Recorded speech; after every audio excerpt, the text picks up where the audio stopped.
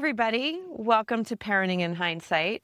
In today's episode, we're going to talk about family words that we live by, the little phrases that become big life lessons along the way. So I'm Jenny, and I'm joined today by my younger daughter, Maggie, Hi. and my husband, Rich. Every family has them, the things that you say over and over again, and they just get stuck in your head, and along the way, they end up becoming family mottos or expressions. When our younger daughter was a baby, I read a parenting book called The Baby Whisperer. And there was an expression in that book that Rich and I adopted along the way, and it was called "Start as you mean to go on." And that just really resonated to us. Rich, do you remember that? Yes, I remember. I remember you reading that book and wanting to be supportive. I tried to read some of it, but that one phrase, "start as you mean to go on," was probably the one and only thing that kind of really grabbed me and stuck with me because it attached itself to the discipline of life and parenting. Mhm. Yeah, what does that mean? Start as you mean to go on. For me, it means that if I was going to act a certain way or do a certain something or expect something of you, that I needed to do it from the start. I didn't have a sliding scale of this is good enough for you now something different and then something different. It's from the beginning. And it could be anything like for us, part of that was where you slept. Mhm. Like for us, we didn't want you to be sleeping in a bed with us, so we started with you not in there, and that was tough. Like you would cry and scream, and it took us to have like strength to be like, okay, we're not gonna do that. But it worked for us. It eventually it worked out, and like even like you still sit in the same seat in the car now. Behind the driver's side. Yeah, That's where your seat was when you were a kid, and so it works. I think. Yeah, I think so. And so then along the way, when our daughters were in around preschool, we started coming up with our own mottos or family expressions that we still talk about today. Rich, I think you were the initiator of these. Do you want to explain kind of our top three? And then there are more that we'll get into Yeah, later. whether they are guiding principles or family values, I'm not quite sure like what best way to describe them. But when I was just becoming a father, it was a daunting thought. It was almost overwhelming to be like, what kind of a father do I want to be? What kind of things do I want to instill in my kids? And so I found it easier if I could just come up with a handful of things that I could say over and over again to you guys so that I'm reminding myself that this is what I think is important. And I came up with what were they? They were finish what you start, Mm-hmm.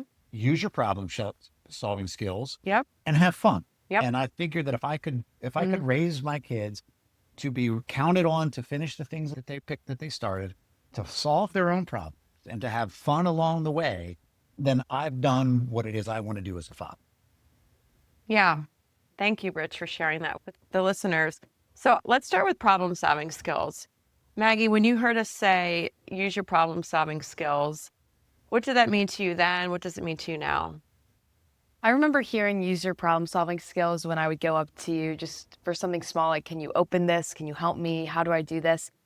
And looking back, it almost seems like it was your way of just saying, can you just think about it for a moment? Like, I think you can figure this out if you actually tried to, but I just hadn't even tried because why would I when I could just ask you?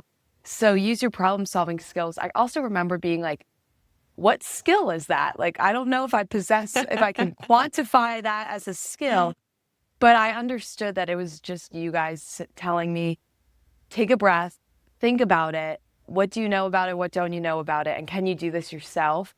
And it was just almost a polite, or what I thought was annoying, but your polite way of saying, think about it and do it yourself. We believe in you to do it yourself. So do it. Oh yeah, your younger self got frustrated at times when we would not just Yeah. give you the answer, Hmm. and sometimes we'd have to help you along in your thought process. But over time, I think you've developed your own sense of a problem-solving style. Yeah, definitely. All the way to becoming an engineer.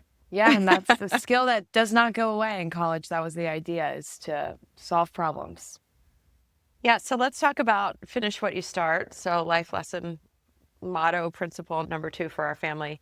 So, beyond the obvious of just like not quitting along the way. So we've talked about that in some of our other podcasts with the team sports and kind of finishing what you sign up for. One story that really stands out to me in our family history together was when our older daughter, Sarah, was younger. We were all on a family vacation up in Maine, and we decided to rent bikes and go for a pretty challenging bike ride around Acadia National Park. And our kids were, in hindsight, probably a little too young for this. Oh, they can do it. Well, they did it. But about halfway through the ride, Sarah just shut down. I can't go anymore. And we were all actually pretty darn tired. But she said, I can't pedal anymore. So we got off the bike. We started picking some blueberries that were on the side. We've had a rest. We're literally like halfway through. And she started crying and said she can't go on. And I remember just kind of almost this paralyzing internal fear coming over me, because I was thinking, I can't carry her bike. None of us can handle her bike and our bikes and Maggie and all of us getting back for another probably about 3 miles. So we said, you have to finish what you start. We have to finish what we start. And there were tears. And then out of nowhere, I think we pulled out another family expression on the fly, which was dig deep. You've got to dig deep. And lo and behold, we got through it and everyone finished the ride. But Maggie, do you remember that event? Yeah, barely. I mean, I must have finished it. So definitely started the saying of dig deep, which comes up a lot. Just a fun phrase that's short, alliteration that you can just think of when something's hard, when you're doing a workout or you're doing writing a paper or applying to jobs, things that seem tedious. And when you want to give up, just dig deep. That really stuck in the back of my head. One thing I like about the phrase dig deep is that it's telling you and your children that they have more that there's more resources and more reserves for them down and below. That they have a will and a desire that's down there. They have to dig for it, and you have to earn it sometimes. Yeah. And I remember, like, going back to finish what you start. I mean, that could be like, let's say you're on a sports team and you're not having fun, but you know what? You made a commitment to your team and to your teammates. And so for us, you finish the season. Not going back out the next year isn't quitting. Quitting is what you do in the middle of the season. Yeah. But you made a commitment. Or whether it was like you're going to help somebody plan like a school dance. You needed to see that through and help them through the end, like for a dance marathon or something, if that's what you're doing. I think I remember playing board games as a kid too, and recognizing when you know you're not going to win or you're getting a little tired and you want to go to bed. But if you leave the game, the rest of the family or the rest of the group cannot finish the game. So finish what you start would come up a lot there when I just wanted to stop playing the game because I knew I wasn't going to win. Yeah, I think that's a great example, Maggie, that everyone can relate to, is playing board games with a family or a card game or something like that. You glossed on it a little bit right there. Was there ever a time that you wanted to quit, but you knew you weren't allowed to? Definitely the board games, especially as the youngest in the family. Like, you know pretty quickly if you're not going to win, but if you don't finish what you start, then the whole night could be ruined. If I'm crying, if I don't want to play anymore, but then the other siblings do or the parents, it just causes frustration for everyone. So you got to finish. Yeah, the games of Risk and the games of Monopoly were very competitive in our family. But you know what? They go to the third phrase, which was have fun. We've always tried to look for different ways to have fun together, whether it was outdoors, national parks, whether it's indoors, playing different board games or card games. But having fun, I think, is an important element for me of parenting. I have to have fun as a parent. I have to have fun as a father, as a husband, and just as a person. I need to have fun. And there's got to be room for each of the kids to have fun in their own way, too.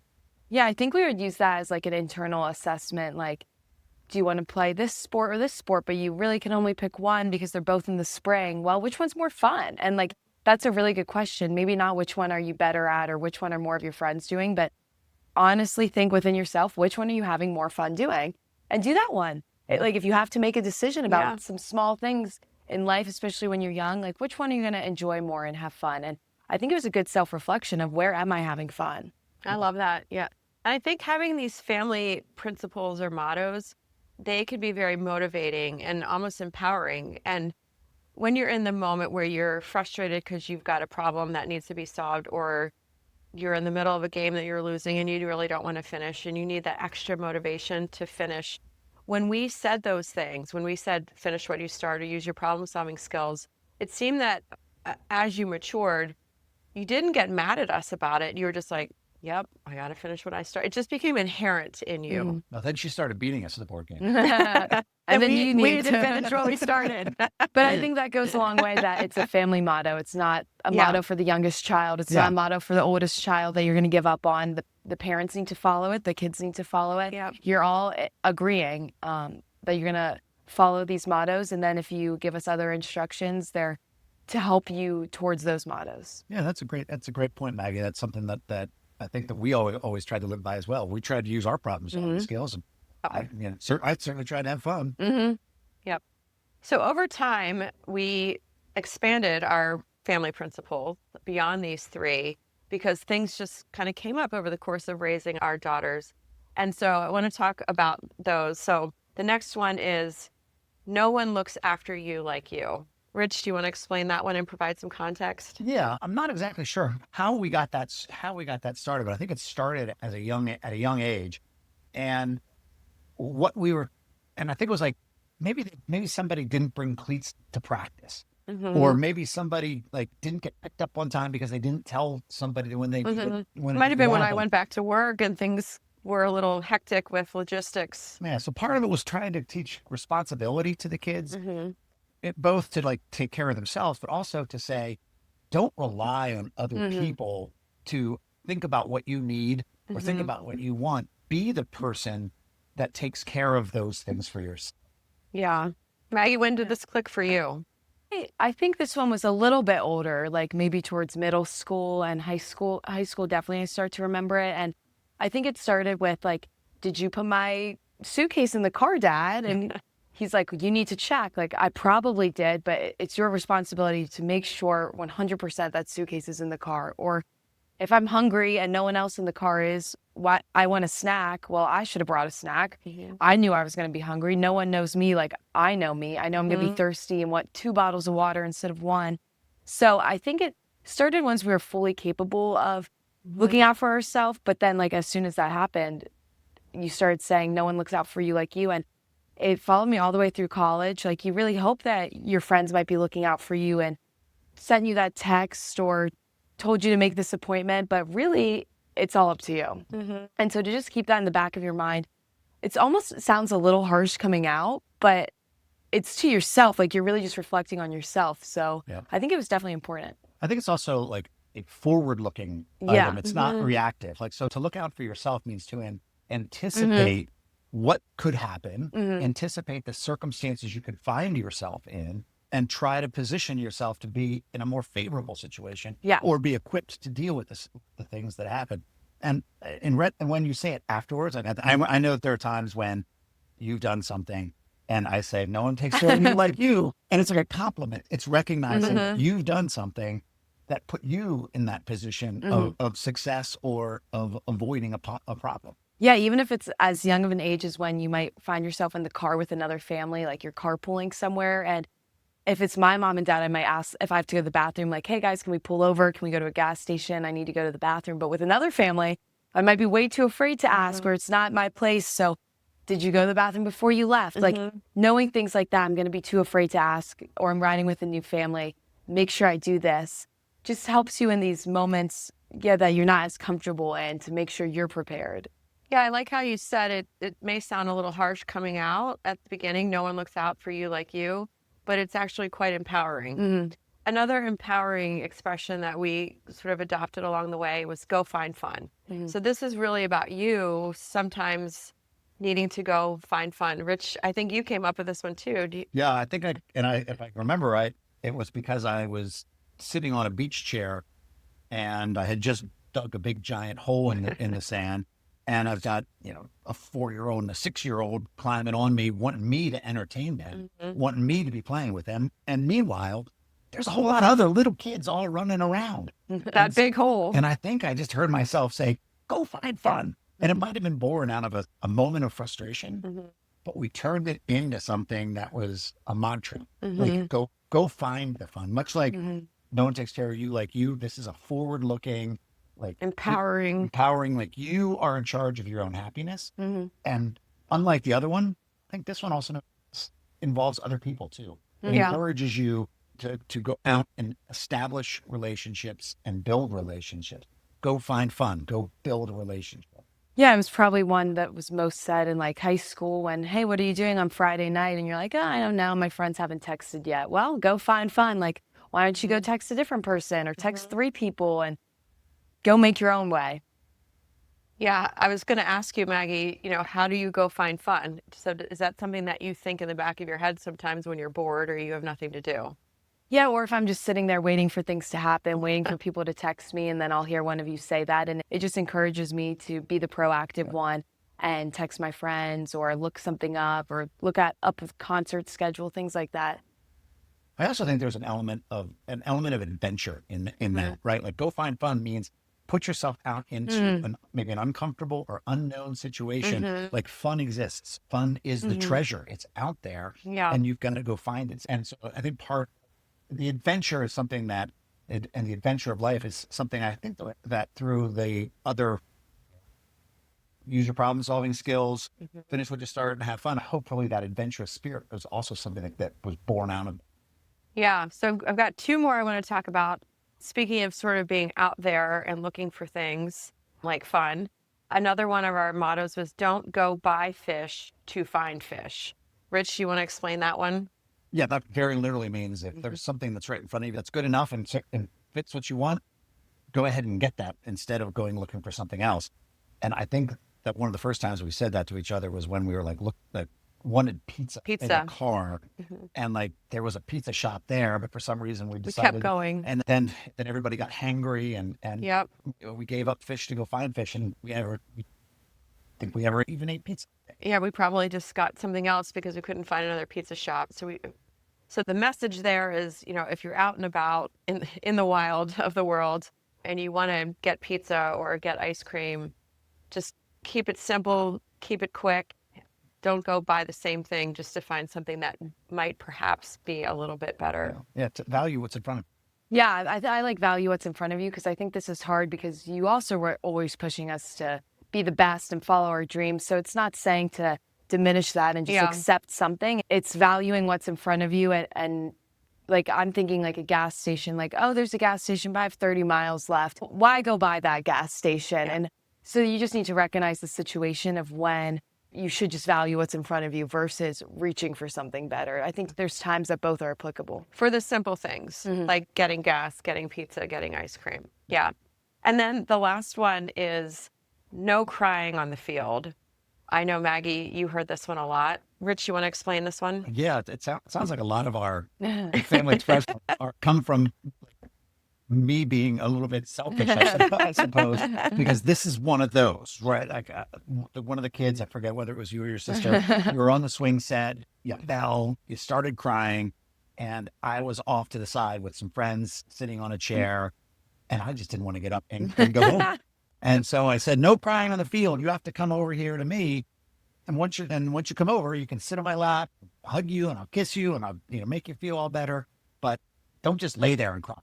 Get up and come on over. And when we extended that further, it extended truly to the sports, right? Mhm. No crying on the field in sports. But Mhm. if you look at the field as life as well, don't just cry in the middle of something. And I don't Mhm. mean I mean, don't become incapacitated Mhm. with the way that you're feeling that you can't do anything because nobody takes care of you like you. Mhm. So Mhm. it's okay to have those feelings and emotions. But for us, or for me, when I was trying to teach, was that you do that in the right context, in the right place, in the right manner. Yeah, like I had some meetings in high school, whether it was with a teacher with a grade I didn't like or a coach because I wasn't getting the playing time I thought I should. And I think this would ring in the back of my head when you're having those hard conversations or just hard moments. Like it would be so easy to just break down in front of them and start crying. And it's not saying that you never can or you never should, but try and get your thoughts out, hold in some of those emotions until you walk away and then you can call your parents and cry. But I don't know if that's going to accomplish what I wanted it to accomplish in the scenario where I was trying to get something out of the meeting. Yeah, you waited till you got out of that meeting room or Right. off the field to kind of get your emotions out. And you're not saying don't cry. Like, this isn't Right. sad, don't cry. It's just try and put yourself in a better scenario. Yeah, totally. So beyond the family expressions and principles, we also had a core set of standard answers to any question the kids could ask. And this came about when the kids were pretty little. This was elementary school, maybe even preschool to elementary school.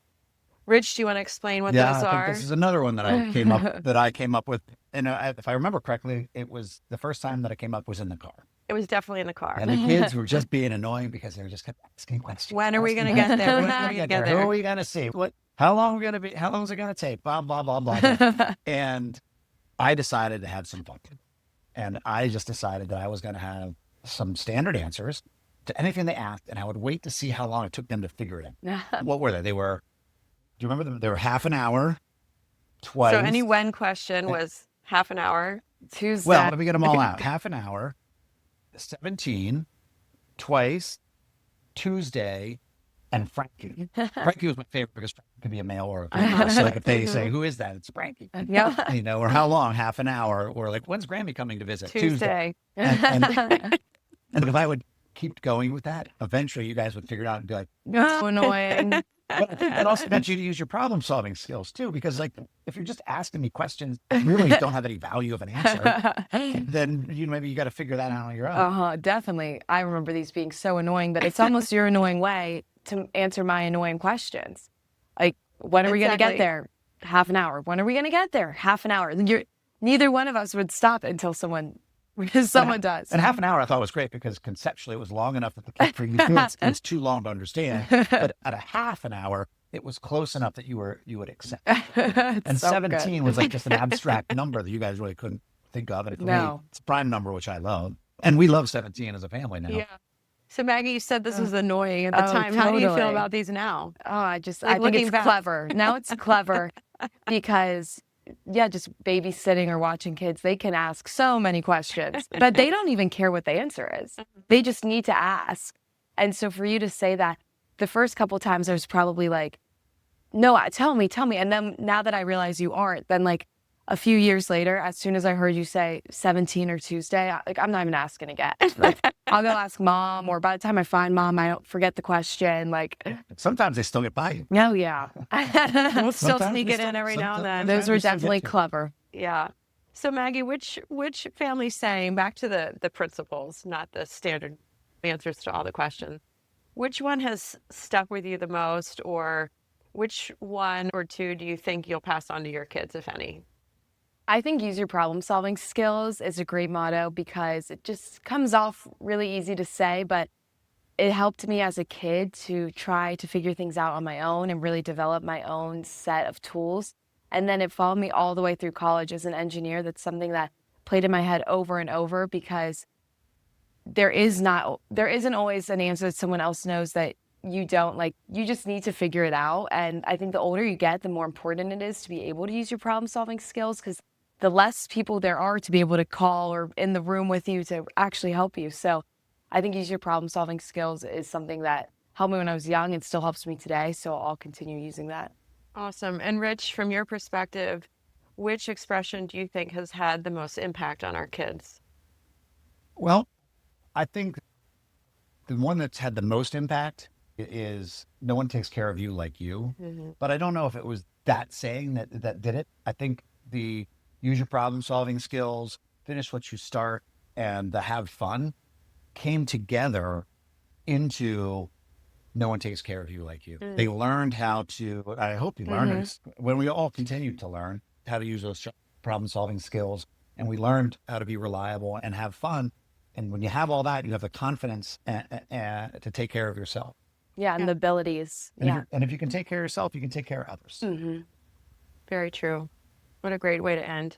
So every family has these expressions. We'd love for you to share what some of yours are and what they have meant to your family. If you enjoyed this episode of Parenting in Hindsight, please like it, share it. If you have any questions for us, we'd love to hear them. at parentinginhindsight@gmail.com. So until next time, remember that the lessons may come in hindsight, but the connections with your kids start today. Thanks, Maggie and Rich, for joining me today.